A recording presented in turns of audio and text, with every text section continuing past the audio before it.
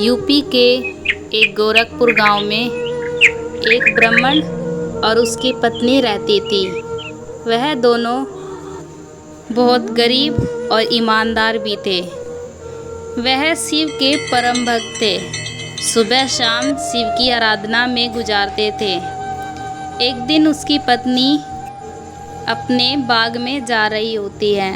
अरे बहन, तुम्हारे पास कुछ खाने को हो तो दे दो ना, बहुत भूख लगी है। अरे क्यों नहीं बहन, मैं बाग में जा रही हूँ, चलो तुम्हें वहीं से फल दे देती हूँ।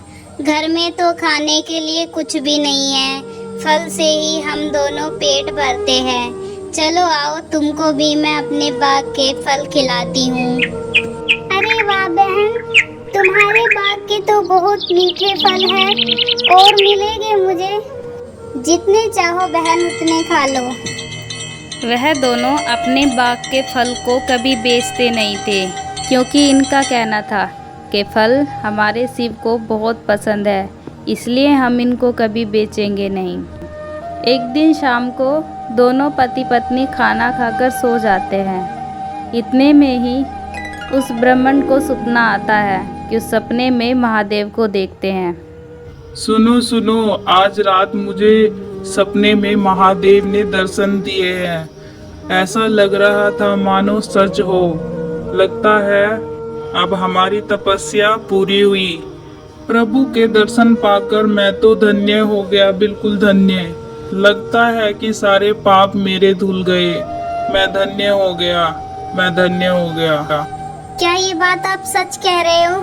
बिल्कुल सच? अरे अरे हाँ भगवान, मैं बिल्कुल सच कह रहा हूँ। काश कि आपकी बातें सच हो जाए और हमें अपने महादेव के दर्शन मिल जाए। अगले दिन सुबह उठकर दोनों शिव के मंदिर चले जाते हैं और ब्राह्मण तपस्या करता है शिवलिंग को नहलाकर।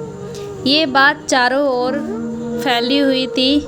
सब लोग इन्हें यही कहते हैं कि भगवान के भरोसे तुम कब तक बैठे रहोगे, अपना खुद का काम क्यों नहीं कर लेते हो। इतना सुनकर ब्राह्मण अपने घर को वापस आ जाता है और शाम को अपनी बीवी को सारी बातें बताता है कि आज मेरे साथ गांव वालों ने ये सब किया। आप फिक्र मत कीजिए जी, कुदरत एक दिन इन सब का मुंह बंद कर देगा। दोनों बातें कर ही रहे होते हैं, तभी बाहर, बेटा बेटा हमें बहुत भूख लगी है, क्या आपके घर में कुछ खाने को मिलेगा? कुछ भी हो सब चलेगा, बहुत भूख लगी है, बस खाने को दे दो। क्षमा कीजिए, मेरे घर में तो कुछ खाने के लिए है भी नहीं। हम ही काफी दिन से भूखे हैं, बस कुछ फल खाकर अपना गुजारा कर रहे हैं, बस अपने महादेव पर आस लगाए हुए हैं। तो बेटा कुछ फल ही ला दो, कम से कम फल खाकर कुछ तो पेट में जाएगा। सुनती हो भाग्यवान, जाओ इन सब के लिए कुछ फल लेकर आ जाओ, जो भी है सब ले आना, इनको बहुत भूख लगी है। जी जी, अभी लाई, अभी लाई। ये कहकर ब्राह्मण की वाइफ वहाँ से फल लेने के लिए बाग की ओर चल देती है और कुछ देर बाद बाग से फल तोड़कर लेकर आ जाती है। जैसे ही वो उनको देती है तो वह देखते हैं कि वे व्यक्ति शिव और पार्वती में बदल गए, तो दोनों ही पैरों में गिर जाते हैं। प्रणाम प्रभु, हम धन्य हो गए, आपने हमें दर्शन दिया, हम धन्य हो गए। आपका बहुत बहुत शुक्रिया। उठो बेटा उठो, तुम्हारी तपस्या का फल अब तुम्हें मिलेगा।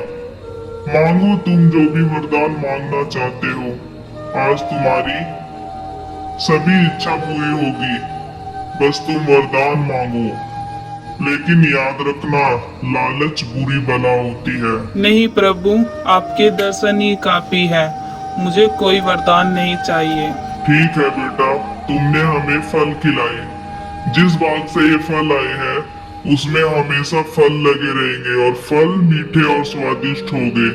तुम ऐसे ही जनहित के लिए काम करते रहो। इतना कहकर शिव और पार्वती वहाँ से गायब हो जाते हैं और दोनों पति पत्नी बहुत खुश होते हैं और कहते हैं हम धन्य हो गए। फिर दोनों पति पत्नी खुशी खुशी अपना जीवन बिताने लगे।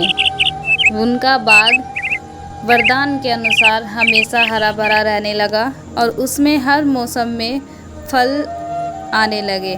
वह दोनों जो भी कोई उनके दर पर भूखा आता उन सभी को पेट भर फल खिलाते और कुछ साथ में भी देते ताकि बाकी सफ़र के बाद वो कुछ फल खा सके।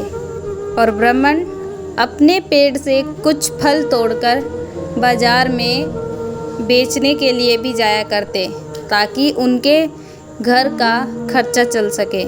एक दिन ब्राह्मण फल बेचकर घर पे आता है और शाम के वक्त आकर अपनी पत्नी को सारा हिसाब किताब देता है ताकि उसके साथ साथ उसकी पत्नी को भी हर एक चीज़ के बारे में पता हो। ऐसे ही मेहनत कर दोनों बहुत बड़े आदमी बन जाते हैं, नया घर भी ले लेते हैं।